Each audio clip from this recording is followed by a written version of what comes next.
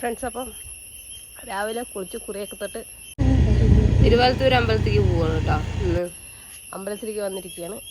ഇതാണ് ഞങ്ങളുടെ അവിടുത്തെ തിരുവാലത്തൂർ രണ്ട് മൂർത്തി ഭഗവതി ക്ഷേത്രം. ഒത്തിരി ഐതിഹ്യങ്ങളൊക്കെ ഉള്ളൊരു ക്ഷേത്രമാണ്. കാരണം ഒരു രാത്രി കൊണ്ട് കെട്ടിത്തീർത്ത അമ്പലമാണത്. മതിൽ കെട്ടുന്ന സമയത്ത് കുറച്ച് ഭാഗം ഒന്ന് വിട്ടുപോയി. അപ്പോഴേക്കും കോഴി കൂവി, അതിനുശേഷം ഇത് കെട്ടാൻ പറ്റില്ല എന്നൊക്കെയാണ് പറയുന്നത്. അപ്പം ഞാൻ ആ കെട്ടാൻ പറ്റാതെ പോയ ആ സ്ഥലമൊക്കെ ഒന്ന് കാണിച്ചു തരാം. പകുതി നിർത്തിയിട്ടുള്ളൂ. ഇതാണ് ഈ ഭാഗമാണ്. ഇവിടെ മേലെ ഇത് ഈ കല്ലുണ്ടോ, ഈ കല്ല് ഇവിടെ വെക്കാൻ പറ്റിയില്ല. ആ വശത്ത് വെക്കാൻ പറ്റിയില്ല. അപ്പോഴേക്കും കോഴി കൂവി എന്നാണ് പറയുന്നത്.